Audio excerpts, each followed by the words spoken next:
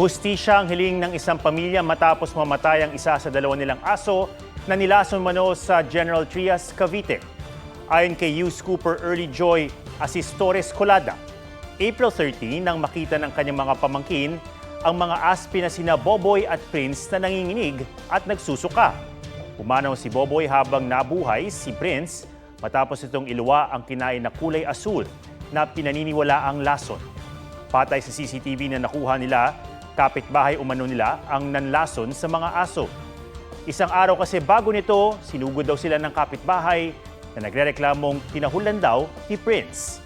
Sa videong ibinahagi sa GMA Integrated News, makikita ang isang taong naglalakad at tila may hinagis sa pwesto ni Boboy. Matapos ang ilang sandali, kinain ito ng aso. Kasama ang Philippine Animal Welfare Society o PAWS, kinasuhan nila ang itinuturong suspect.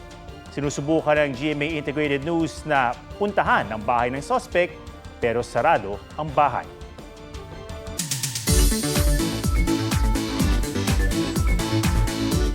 Ikalawa sa pinakamataas sa bundok sa Negros Island at isa sa pinakamahirap na akyatin sa buong Pilipinas ang Mount Talinis. Pero bakit nga ba binabalik-balikan yan ng mga hiker?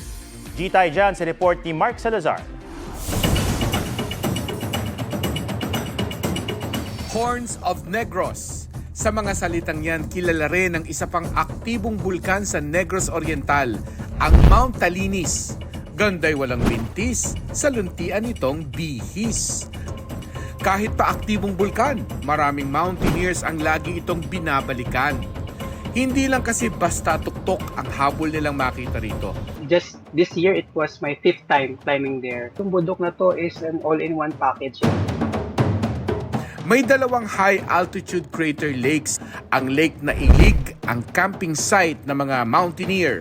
At ang mas maliit na lake, Iagumyum, nakamamangha rin ng madadaan ng dense mossy forest. Dobleng adventure pa ang hatid ng Twin Falls at ang kakaibang mga sulfur vents. Pinaka-challenging na part is yung after ng sulfur vents, meron dong all akyat. Yung sulfur vents na yon is parang napaka-eerie but in a way also beautiful.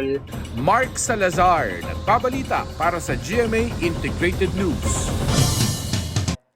Huwag magpahuli sa mga balitang dapat niyong malaman. Mag-subscribe na sa GMA Integrated News sa YouTube.